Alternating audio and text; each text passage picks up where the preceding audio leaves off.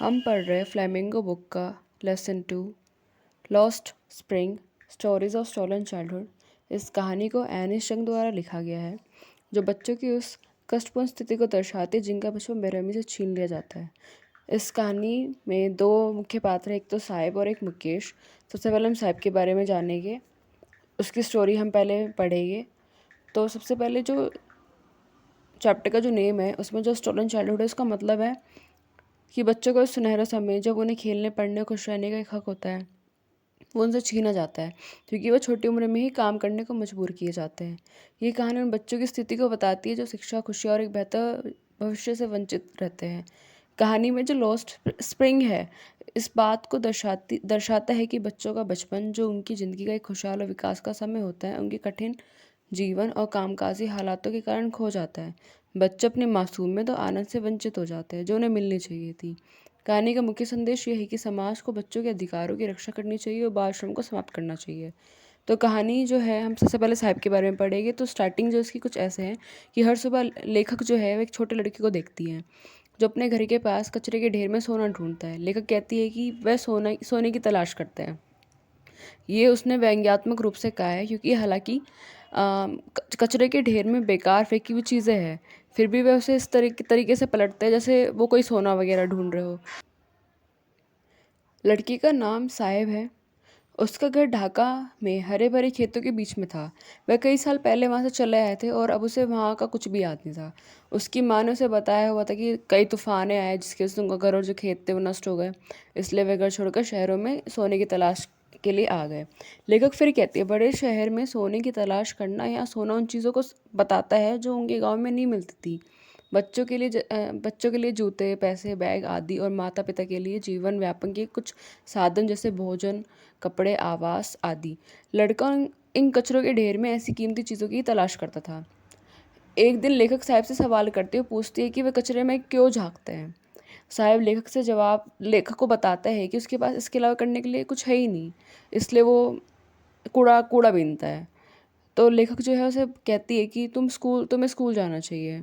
फिर वो बच्चा बताता है कि वो जिस एरिया में रहता है वहाँ पे कोई स्कूल नहीं है। लेखक जब उसको ये चीज़ कहती है, उसको महसूस होता है कि वो जो ऐसे सलाह दे रही है उस बच्चे के लिए, वो मीनिंगलेस है क्योंकि वो एक गरीब है। तो उसका जवाब देता है कि वो जहाँ जिस एरिया में रहता है वहाँ पे कोई स्कूल नहीं है, लेकिन हाँ, जब वहाँ पे कोई स्कूल बनेगा तो वहाँ पे ज़रूर जाएगा। तो लेखक उसको मजाक मजाक में कहती है कि अगर मैं कोई स्कूल खोलूँ क्या तुम वहाँ पे आओगे? तो मुस्कुरा के कहता है कि हाँ, मैं ज़रूर आऊँगा। तो एक दिन वो उसके पास दौड़ता हुआ आता है, उससे पूछता है कि क्या तुम्हारा स्कूल रेडी है, तैयार है तुम्हारा स्कूल? तो वो बताती है कि नहीं, उसको बनाने में भी समय लगेगा। लेखक को झूठा वादा करने पर शर्मिंदगी होती है। उसने मजाक के रूप में कहा था, कभी इसको खोलने का तो उसका इरादा ही नहीं था, इसलिए वह खुद पर शर्मिंदा महसूस करती है। साहिब को फिर भी कोई फ़र्क नहीं पड़ता इस बात का, क्योंकि ऐसे झूठे वादों का वो आदी था, मतलब उसको आदत थी इस चीज़ की, जो उसके चारों ओर सभी लोग करते थे। उसका संसार खाली था क्योंकि साहिब के लिए कभी भी कोई वादा पूरा ही नहीं हुआ। लेखक ने साहिब को कुछ महीने तक देखा था। अब जब उसने उससे उसका नाम पूछा, वह बताता है कि उसका नाम जो है वो साहिब आलम है। लेखक को लगता है कि शायद बच्चे को उसका नाम नहीं पता, तो उसके नाम का जो मतलब था वो था संसार का भगवान। लेकिन अगर उसको उसका मतलब पता होता तो शायद उसको विश्वास ही ना होता, क्योंकि उसका जो जीवन था उसके नाम से बिल्कुल ही उल्टा था। वह अपने दोस्तों के साथ गलियों में घूमता था। वह सुबह के समय पक्षियों की तरह आते थे और दोपहर होते होते गायब हो जाते थे। अब लेखक को भी उनको जाने में कुछ महीने हो गए थे, तो वो एक लड़के से पूछती कि तुम जूते क्यों नहीं पहनते? तो वो बताता है कि उसकी जो मम्मी है वो उसको शेल्फ से उतार के नहीं देती, और अगर वो उसे दे भी देती तो उसे फेंक देता है। उसका मतलब था कि वह जूते नहीं पहन रहा था क्योंकि उसे पहनना ही नहीं पसंद। लेखक ने दूसरे लड़के से पूछा कि वह एक पैर में अलग अलग जूते क्यों पहना हुआ है। तो वो जवाब देता हुआ कहता है कि वो कुछ जवाब नहीं देता, वो जूते छिपाने के लिए अपने पैरों को घुमा लेता है, मतलब छुपा लेता है वो। एक तीसरे लड़के से वो पूछती है कि जिसने कभी अपने जीवन में एक जोड़ी जूते ही नहीं पहने हैं। वो चाहता था जूते पहने, लेकिन उसे कभी जूते मिले ही नहीं। लेखक जूते के उदाहरण से इन लड़कों की स्थिति को स्पष्ट करती है। वह कचरे के ढेरों में ऐसे कीमती सामान की तलाश करते हैं। वह आगे बताती है कि जब वह देश भर की में यात्रा करती थी तो उन्होंने कई बच्चों को जो शहरों गांव में नंगे पाँव चलते थे। उनका कहना था कि वह नंगे पाँव इसलिए नहीं चलते क्योंकि उनके पास जूते खरीदने के लिए पैसे नहीं थे, बल्कि ये उनके लिए एक परंपरा थी। लेखक हैरान होकर ये बताती है कि निष्कर्ष निकालती है कि ये परंपरा का कारण एक बहाना था, ताकि ये छिपाया जा सके कि वे इतने गरीब है कि वह जूते भी नहीं खरीद सकते। लेखक एक कहानी सुनाती है जो उन्हें उडुपी के एक आदमी ने बताई थी। जब वह बच्चा था तो वह अपने स्कूल पैदल जाता था। रास्ते में वह एक मंदिर के पास गुजरता था जहाँ उसके पिताजी पुजारी के रूप में काम करते थे। वह मंदिर में रुकता था और भगवान से प्रार्थना करता था कि उसे एक जोड़ी जूते मिल जाए। 30 साल बाद लेखक उस शहर और मंदिर में गई। अब वह जगह लगभग खाली थी। नए पुजारी मंदिर के बैकयार्ड में रहते थे। वहाँ लाल और सफ़ेद रंग की प्लास्टिक की कुर्सियाँ रखी थी। एक युवा लड़का दौड़ते हुए आया। वह उसने ग्रे रंग का स्कूल यूनिफॉर्म, सॉक्स और जूते पहने हुए थे। उसने स्कूल बैग अपनी पीठ पर लटका रखा था। उसने उसे बिस्तर पर फेंका और फिर भाग गया। लेखक ये कहना चाहती है कि मंदिर के पुजारी की आर्थिक स्थिति पिछले 30 वर्षों में काफ़ी सुधर गई थी। अब वे अपने बच्चों के लिए जूते खरीद सकते थे। उन्हें एक और लड़का याद आया जिसे एक जोड़ी जूते मिली थी। मतलब उसे जब जूते मिले थे तो उसने देवी से प्रार्थना की थी कि वह अपने जूतों को भी खोए ना। देवी ने उनकी प्रार्थना स्वीकार की और वह लड़का कभी अपने जूते नहीं खो सका। इससे ये स्पष्ट होता है कि अव्यवस्थित वर्ग के लोग जो कुछ भी प्राप्त करते हैं उसे बहुत मूल्य देते हैं, क्योंकि वह इसके लिए बहुत समय से तरस रहे होते हैं।